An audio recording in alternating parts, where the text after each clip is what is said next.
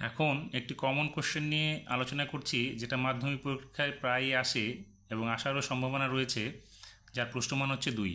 প্রশ্নটিতে বলেছে যদি UI equals to X I minus 25/10 এবং summation of F I UI equals to 20 এবং summation of F I equals to 100 হয়, তাহলে x bar এর মান কত।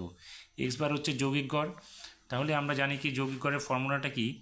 এখানে X bar equals to formula হচ্ছে A plus summation of F I U I by summation of F I into H. এখন প্রশ্ন হচ্ছে এ এবং এইচ কোথা থেকে পাবো।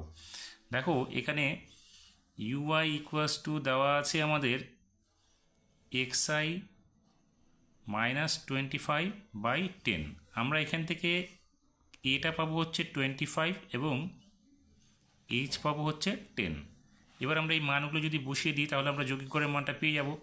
তাহলে দেখো এখানে কত আছে, এ মানে হচ্ছে কত 25 plus summation of F I UI এর মান কত দেওয়া আছে এখানে দেখো 20। তাহলে উপরে আমরা লিখবো 20 সামেশন অফ এফ আই এর মান কত 100। তাহলে নিচে লিখবো আমরা 100 এবং এখানে এইচ এর মানটা কত আমরা বলছি 10। তাহলে এখানে লিখবো 10।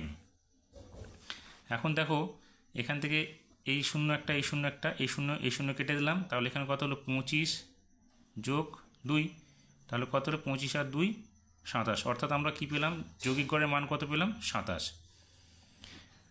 সমাধানটি ভালো লাগলে অবশ্যই লাইক শেয়ার কমেন্টস করবে এবং যারা নতুন তারা অবশ্যই চ্যানেলটিকে সাবস্ক্রাইব করবে এবং বেল আইকনে গিয়ে অল নোটিফিকেশান ক্লিক করবে। তাহলে এই ধরনের সমাধান তোমরা অবশ্যই পেয়ে যাবে।